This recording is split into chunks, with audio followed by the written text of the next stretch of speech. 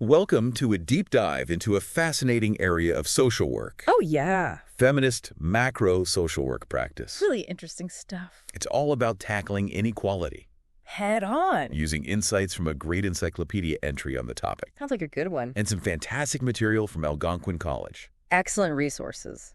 Get ready, because we're going to discover how these personal struggles Yeah, you know the ones. connect to broader societal forces, Oh, absolutely. and how we can all be part of creating a more just world. Everyone. So what I find really fascinating about feminist macro social work is that it doesn't just try to help individuals cope with problems. Right.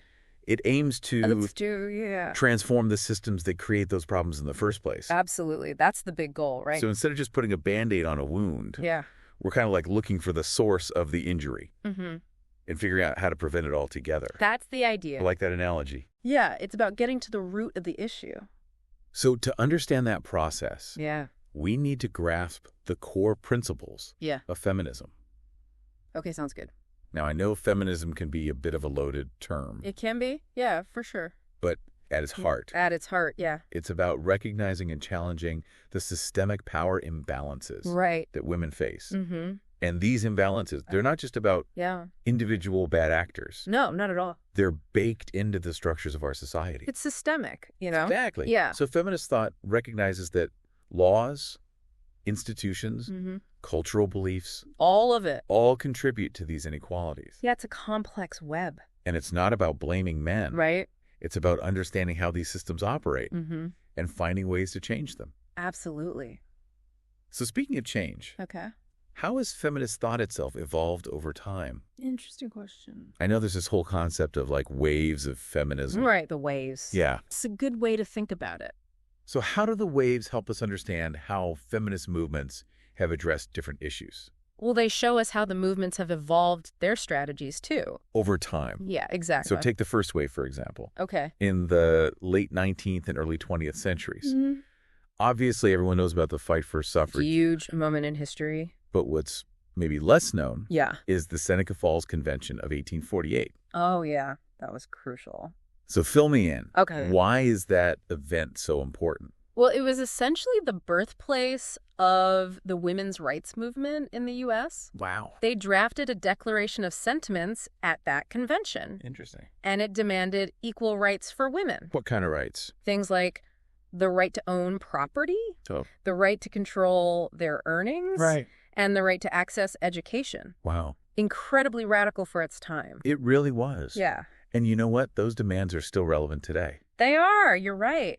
especially when we look at issues like the gender pay gap Mm-hmm. and reproductive rights. Huge issues still. Absolutely. The echoes of Seneca Falls, you can really hear them. Right. Now, fast forward to the second wave Okay. in the 1960s and 70s, Yeah. which tackled a much broader range of issues, Like what? from workplace discrimination Okay. to violence against women, Mm-hmm. Hmm?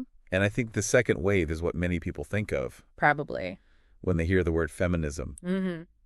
But it wasn't without its limitations, right? Well, of course, no movement is perfect. Right. While it brought about significant progress, Yeah. it was largely focused on the experiences of white Mm-hmm. middle-class women. Right. And so it overlooked the unique challenges Yeah. faced by women of color Of course. and other marginalized groups. Absolutely. So yeah, definitely some limitations there. Which is where I think intersectionality comes in. right? Yes, exactly. That concept was really brought to the forefront in the third and fourth waves. For sure. So recognizing that gender intersects with race, Mm-hmm. class, Yeah. sexual orientation, Right. ability, It's all connected. is key to understanding the complex layers of oppression Yes. that women face. Absolutely. So it's not just about adding up different identities. Right. It's about understanding how they interact Right. to create unique experiences of inequality. Yeah. A much more nuanced understanding. Exactly. Yeah. And that brings us to another key point. Okay. What's that?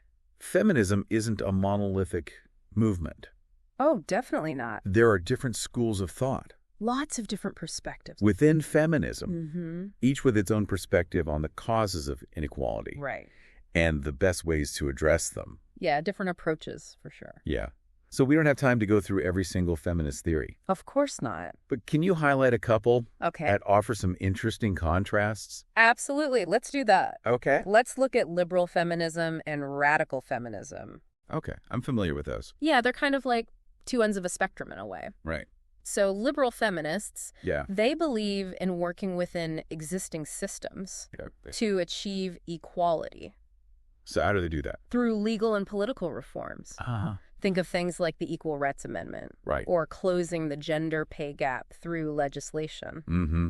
So it's about changing the rules of the game to make it fairer for everyone. That's a good way to put it, yeah. On the other hand, Yeah. radical feminism Right. argues that those systems themselves are inherently patriarchal Yeah. and need to be completely dismantled. They see male domination as the root of women's oppression, Whoa. Okay. and so they advocate for more radical solutions. Like what? Things like separatism. Okay. Or challenging traditional family structures. It's a pretty stark contrast. It is, yeah, very different approaches. But I'm curious, Yeah. do those two perspectives ever find common ground? Well, they often disagree on strategies, but they shared a common goal: What's that? ending gender inequality and empowering women. I see. And both have contributed significantly to the feminist movement. It's fascinating how these different perspectives, sometimes in conflict, Yeah. actually push the conversation forward. It's a dynamic process for sure. So I'm curious, Yeah. how do all these ideas translate into action at the macro level? Okay, that's the big question, right? Yeah. What does it mean to actually do feminist social work Right. in organizations, communities, and at the policy level? What does that look like in practice? Well, that's where things get really interesting. I'm excited to hear about it. And our sources actually give us some fantastic insights Okay. into the core principles that guide this practice. Let's dive into those principles. Okay, let's do it. What's the first one that really stands out? Well, the first principle Yeah. is using a gendered lens. Okay, so what does that mean? It's about recognizing how societal dynamics are shaped by gender roles and responsibilities and using that understanding to analyze problems and develop solutions. So it's not just about working with women. No, not at all. It's about understanding how gender impacts every aspect of our society. Yeah, exactly. Even things we might not think about at first. Like what, for example? Well, like, why are certain professions dominated by men? While others are seen as women's work? Good question. Or how do gender stereotypes Yeah. impact access to resources and opportunities? A gendered lens helps us to see these patterns It does. and understand how they perpetuate inequality. Exactly. It helps us connect the dots. I see how that works. Yeah, it's about seeing the bigger picture. What's the next principle? The second principle Yeah. is the idea that the personal is political. I love that phrase. It's a powerful one. It reminds me of how seemingly private issues Yeah. like domestic violence or reproductive rights are actually connected to larger systems Right. of power and control. Absolutely. So a feminist approach validates women's lived experiences Yes, it does. and connects them to broader social forces. Exactly. It's not about blaming individuals. Yeah. It's about understanding how personal struggles Yeah. are often symptoms of larger societal problems. It's a systemic perspective. Exactly. Yeah. So it's about recognizing that the challenges women face Right. aren't just personal failings, but often the result of systemic inequalities. That's the key insight. Okay. Yeah. And this principle has major implications for how we approach both problem analysis and solutions. For sure. Instead of just treating the symptoms, Right. we need to address the root causes Yeah. That's the of source. the gender inequality. Absolutely. This is already shifting my perspective Good. on how to approach social change. I like to hear that. What's the next principle that shapes feminist macro social work? Okay, so the third principle emphasizes democratized structures and processes. Intriguing. What does that look like in practice? Good question. Are we talking about dismantling hierarchies altogether? Well, it's about promoting collaboration, Okay. shared leadership, Hmm. and decision-making processes Right. that are inclusive and empowering. So imagine organizations where power is distributed more horizontally, Yeah. where everyone's voice is valued Mm-hmm. and leadership is shared Right. rather than concentrated at the top. More equitable that way. That sounds ideal. It does. But is it always practical in real-world settings? Well, it definitely presents challenges. Organizations can be pretty bureaucratic. Oh, they can be, for sure. But you're saying yeah, that many organizations have successfully implemented they have these types of structures. Showing that it's possible to shift power dynamics. So it's not just about lofty ideals. No. It's about actually creating Yeah. more equitable and participatory environments. Exactly. Putting those ideals into practice. I like it. Good. And that brings us to the fourth principle. Okay. Which builds upon what we've already discussed. Mm-hmm. Inclusivity and intersectionality. So crucial. Right. So it's not enough to just include women in general. Right. We have to consider the diverse experiences of all women. Yes. Recognizing how gender intersects with other forms of oppression. It's all connected. Exactly. Yeah. So it's about ensuring that the voices and experiences of women of color, LGBTQ plus women, right, women with disabilities, and women from all socioeconomic backgrounds are represented and valued. We need to hear from everyone. This principle seems crucial. It is. For making sure feminist movements are truly inclusive and address the needs of all women. Not just a select few. It requires constant self-reflection and a willingness to challenge our own biases and assumptions. Absolutely. We have to actively create spaces that are welcoming and supportive of all women, recognizing that there's no one right way to be a woman. That's a really important point. Yeah. Okay, so we've covered 4 principles so far. What are the last 2 that guide feminist macro social work practice? The 5th principle centers on care and caregiving. That's an interesting one. Yeah, it's often overlooked. I can see how caregiving is a personal issue, but how does it relate to macro-level social work? Well, it's about recognizing the essential role that caregiving plays in women's lives. Okay. And integrating that understanding into organizational structures, programs, and policies. Give me some examples. Well, think about things like advocating for affordable childcare, paid family leave, elder care support. Okay, so it's about creating policies and systems that support women in their caregiving roles, which are often undervalued and undersupported in our society. It's about valuing that work. Absolutely. Yeah. Caregiving is essential work. It is. And it should be treated as such. Absolutely. All right. What's the final principle that underpins feminist macro social work? Okay. The 6th and final principle is that feminist practice is transformational. I love that. Yeah, it's a powerful concept. It sounds like it's about more than just tinkering around the edges.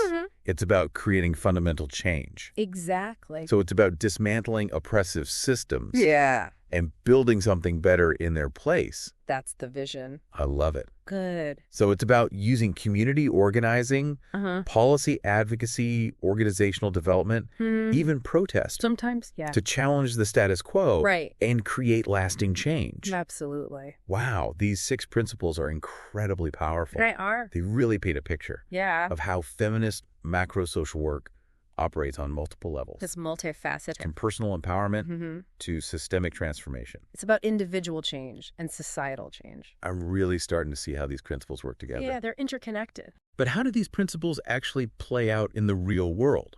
That's the next step. Can you give us some concrete examples? Absolutely. Our encyclopedia source offers some great illustrations of these principles in action. I like it when we can get specific. So, for instance, imagine a feminist agency director who prioritizes organizational structures that support team building, participatory decision-making, and shared leadership. I can see how that embodies the principles of democratized structures and caregiving. Exactly. It's putting those principles into practice. But what about at the community level? Okay, good question. How would a community organizer apply these principles? Well, a feminist community organizer might focus on empowering marginalized groups. And how would they do that? By helping them connect their personal stories to broader political and social dynamics. That's a fantastic example of the personal is political principle in action. It is, isn't it? And what about at the policy level? Okay. How do these principles inform policy work? Well, a feminist policy analyst might conduct research to reveal the gendered realities of social problems. Like what? Like poverty, for example. Okay.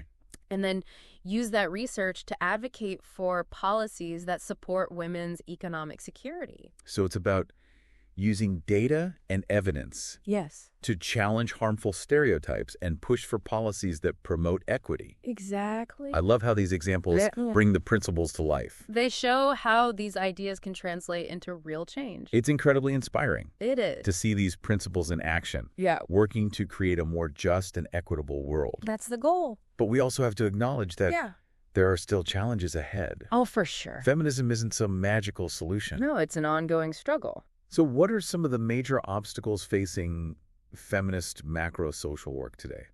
Well, one ongoing challenge is fully integrating intersectionality into all aspects of practice. It's not enough to just acknowledge that different forms of oppression exist.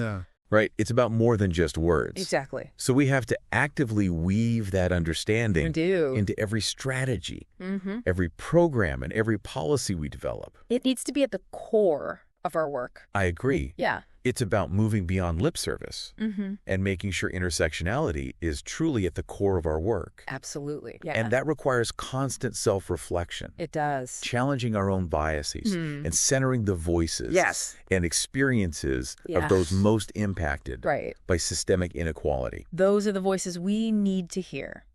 Another challenge is the need to decolonize feminist thought and practice. Oh, absolutely crucial. Western-centric feminism has often failed to account for the experiences and perspectives of women in the Global South and indigenous communities. So important to recognize that. We need to decenter our own worldview. Yes. And recognize the diverse ways in which women experience and resist oppression around the world. It's a global movement. It's about challenging the assumption that there's one universal feminist perspective and embracing the knowledge and leadership of women from all backgrounds. A diversity of voices. So that involves actively listening to and amplifying the voices of women from marginalized communities and recognizing their unique contributions to the feminist movement. Absolutely. This has been an incredible overview. Glad you think so. I feel like I've learned so much Good. about the history, principles, and challenges facing feminist macro social work practice. Yeah, it's a lot to cover. But I'm also curious to learn more about how this approach is being applied in specific contexts. Well, in the next part of our deep dive, we'll explore some real-world examples of feminist macro social work in action. Looking forward to that. We'll look at how these principles are being used to address issues like violence against women, economic inequality, and reproductive justice. Can't wait to hear those stories. And I encourage our listeners to think about their own experiences and how these principles might resonate with them. What stands out to you? Yeah. What resonates with your own experiences? And how might you apply these principles to your own work or community involvement? Great questions to ponder. We'll see you back here soon for part 2 of our deep dive. Looking forward to it. Into feminist macro social work practice. See you then. Welcome back to our deep dive. I'm ready for more. So before we dive into those specific examples, it's important to remember that this approach isn't just about theoretical concepts. It's about driving real-world change. Making a tangible difference. Exactly, in people's lives. So in the first part, we laid the groundwork. We did. By understanding the core principles. The foundation. Now I'm eager to see how those principles translate into action. All right, let's get practical. What are some concrete ways feminist macro social work is being implemented? Well, our Algonquin College materials, they actually provide a really practical framework for applying feminist perspectives to social work practice.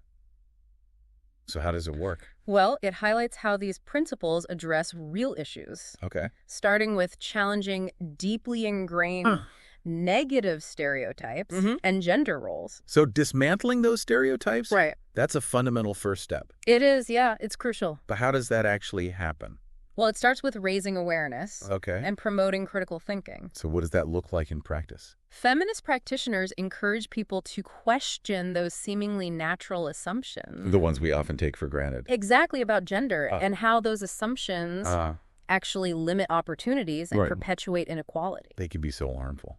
They really can. So instead of accepting those limiting beliefs as just the way things are, we start to question them. Exactly. We start to see how they play out in everything. Give me some examples. Okay, so from family dynamics and expectations about caregiving to the persistent gender pay gap and even the types of jobs that are valued or devalued. Right, because those assumptions are everywhere. They're pervasive. And by challenging those ingrained assumptions, we can start to envision a more expansive and inclusive understanding of gender. Absolutely, one that allows individuals to express themselves authentically and pursue their full potential. Without being constrained by rigid societal expectations. Right. Breaking free from those limitations. It sounds like a truly liberating shift in perspective. It really is. Now, moving beyond individual beliefs. Okay. Another key area you mentioned was advocating for equal rights on a broader scale. Yes, that's right. So what does that look like at the policy level? Well, it involves working to ensure that women have equal access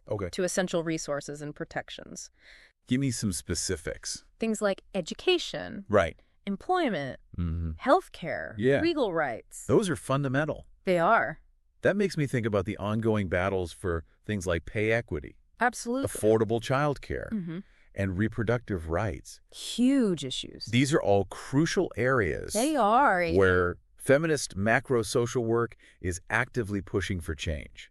It's about addressing those systemic barriers that prevent women from achieving full equality. Making sure they have the same opportunities and freedoms as men. Exactly. And it also means directly confronting the issue of discrimination and violence against women. A critical issue. In all its forms. Absolutely. Which brings us to a topic that's incredibly important, but often difficult to talk about. Yeah, for sure. Intimate partner violence. It's a tough one, but we can't shy away from it. Absolutely not. It's a heartbreaking reality it is. That so many women face. And it's something our materials address head on. We have to face it.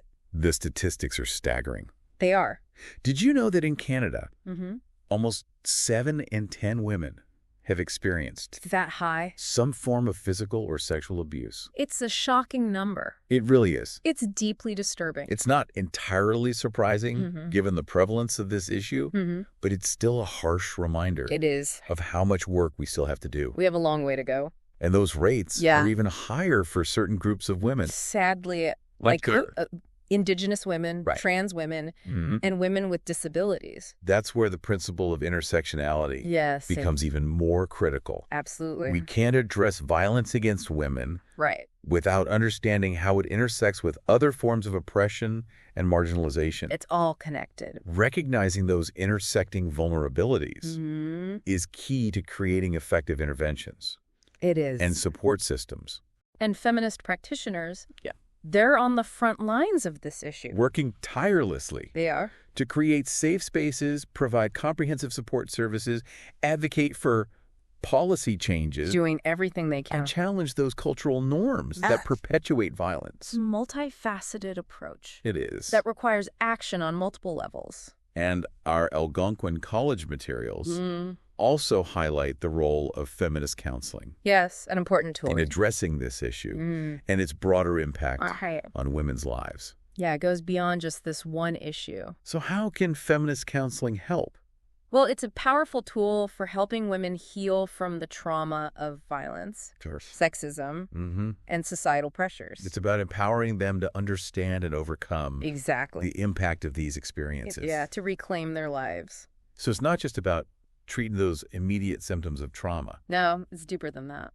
But about going deeper and helping women recognize and challenge the systemic forces that contribute to their struggles. Connecting those personal experiences to the larger social and political forces. Right, because that connection is so important. It is. That reminds me of the personal is political principle we discussed earlier. It all ties together. Feminist counseling helps women connect their personal experiences to the larger social and political forces that shape their lives. It's about seeing those connections. It's about recognizing that individual struggles are often rooted in systemic inequalities. Exactly. It's about empowering women to see themselves not as isolated victims, but as agents of change who can challenge those systems. Yes, that's the empowerment piece. Now, shifting gears a bit. Okay. We've talked about challenging stereotypes, advocating for equal rights, and addressing violence. Big issues. What are some other areas where feminist macro social work is making a real difference? Well, one area that comes to mind is promoting economic justice for women. Oh, that's a crucial one. It is. Economic inequality is absolutely a gender issue. Absolutely. We see it everywhere. Give me some examples. The persistent gender pay gap. Right. The overrepresentation of women in low-wage jobs. And the barriers women face in accessing financial resources and opportunities. It's a complex issue. It really is. With deep roots in societal structures and expectations. So how do feminist practitioners approach this challenge? They work on multiple fronts, I imagine. They do. So at the policy level, they advocate for measures like raising the minimum wage, ensuring equal pay for equal work, and providing affordable childcare. All crucial. All of which would have a huge impact on women's economic security. It's about creating policies that recognize the value of women's work. Yes. And address those systemic barriers that hold them back economically. Absolutely. What other strategies are used to promote economic justice? Besides policy, I mean... Well, beyond policy. Yeah? Feminist practitioners work to empower women directly. So how do they do that? By providing job training, financial literacy programs, and access to microloans. Tools that help women build their financial independence and break free from cycles of poverty. Exactly, giving them the resources they need to succeed. It's about equipping women with the skills and resources they need to thrive economically. Yes, and it's also about challenging those societal norms that devalue women's work and contributions to the economy. Because those norms are still so pervasive. They are. We need to recognize and reward the essential work that women do, both inside and outside the home. It's all valuable. Okay. Shifting to another crucial area, feminist macro-social work is also deeply involved in promoting reproductive rights and justice. A core issue. This is an area where we see that personal is political principle in full force. Absolutely. It's front and center. It's about ensuring that all women have access to the full spectrum of reproductive health care. Meaning what? Safe and legal abortion care. Contraception. And comprehensive reproductive health care services. It's about having choices. It is. Yeah. It's about recognizing that women have the right to make their own choices about their bodies and their reproductive futures. It's about bodily autonomy. Exactly. Yeah. And it goes beyond just the legal right to choose. Reproductive justice is about addressing the broader social, economic, and political factors. That's the bigger picture. That impact women's reproductive lives. It's about more than just access. So it's about tackling things like the stigma surrounding abortion. Yes, that's a big one. Advocating for affordable and accessible health care.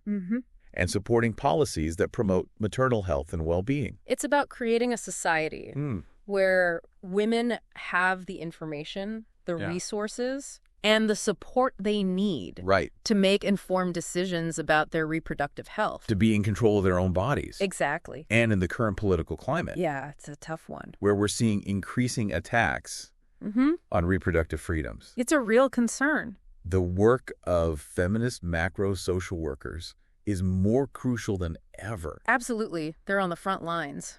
Defending women's rights. Yes. And ensuring they have access to the care they need. It's essential work. It's incredibly inspiring. It is. To see how feminist macro-social work is taking on these challenging issues and fighting for a more just and equitable world. That's the goal, right? It is. And I think it's important to emphasize... What's that? That this work benefits everyone. Okay. Not just women. Right. Men and boys also thrive. Of course. In a society that embraces gender equality.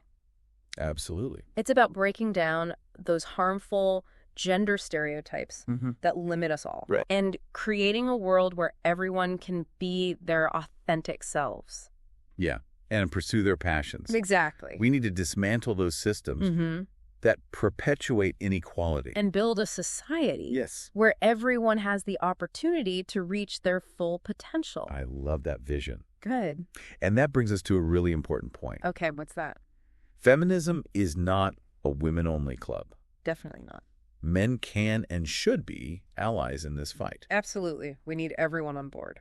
But what does it actually look like for men to be effective allies in feminist movements? It's a good question. What actions can they take to support this work? Well, first and foremost, it's about education.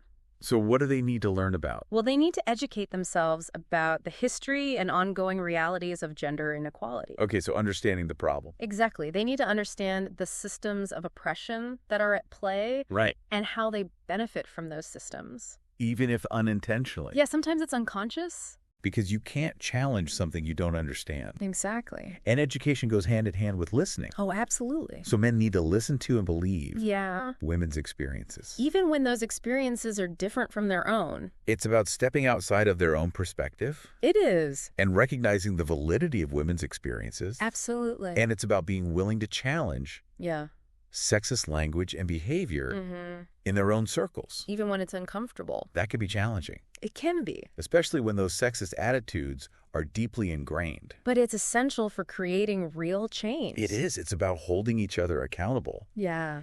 And creating a culture where sexism is not tolerated. We need to call it out. And ultimately, it's about using their privilege and platform to amplify women's voices and support feminist causes. So it's not about speaking for women, but about creating space for women to speak for themselves. And then using their own influence to support those voices. So it's about recognizing that allyship is not about taking over, but about amplifying, supporting, and working in solidarity. It's a partnership. This deep dive has been truly eye-opening. Glad to hear it. It's clear that feminist macro social work is complex, challenging, for sure, and ultimately incredibly rewarding work. It is. It requires a deep understanding of how social issues are interconnected. It's about seeing those connections. A commitment to social justice. Absolutely. And a willingness to challenge the status quo. It's about pushing for change. I'm feeling so inspired to get involved. That's great to hear. But before we wrap up this part of our deep dive, I think it's important to acknowledge that feminism itself is a diverse movement. It is. There's no one-size-fits-all approach. There are many different perspectives and approaches. So many. Within feminist thought. There's no single right way to be a feminist. What unites us is a shared commitment to challenging gender inequality and creating a more just and equitable world. I think that's a powerful message. It is. It's about recognizing that common goal while allowing space for different perspectives and strategies. We need that diversity of thought. And it's through open dialogue, collaboration, and a willingness to learn from each other. Exactly. That we can continue to move this movement forward. It's an ongoing process. So, as we move into the final part of our deep dive. Oh, okay. Sounds good. You want to take a closer look at how those diverse perspectives are playing out in real-world initiatives. Let's see those principles in action. So we'll explore some specific examples of feminist macro social work in action. Showing how these principles are being applied to address pressing social issues. I'm eager to hear those stories. Yeah, me too. They really bring the principles to life. They do. And show how feminist macro social work is making a tangible difference. That's what it's all about. Welcome back to our deep dive into feminist macro social work practice. We're in the home stretch now. It's been an incredible journey. It has. Unpacking those core principles and seeing how they translate into action. Yeah, the rubber meets the road.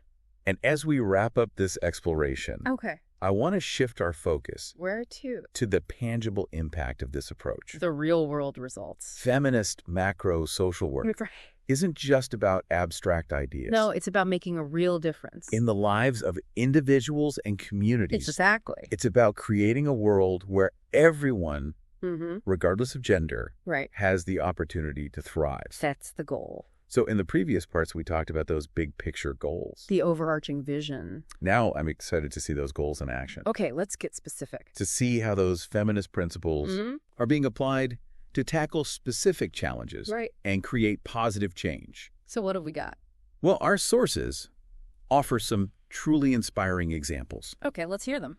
Of how this is happening all around us. Excellent. One area where we see this impact is in the realm of reproductive justice. Crucial area. Organizations like the National Latina Institute for Reproductive Health and the Black Women's Health Alliance They're doing important work. Are doing phenomenal work to ensure that women of color have access to quality reproductive health care. Especially important given the current climate, with all the attacks on reproductive rights. It's so important that these organizations are centering the voices Absolutely. and experiences of those most affected by these policies. Those are the voices we need to hear. They're not just fighting for legal rights. No, it's more than that. They're addressing the systemic barriers and social stigmas, the underlying issues that prevent women, particularly women of color, from exercising those rights. They're working to create a world where reproductive health care is truly accessible and equitable for all.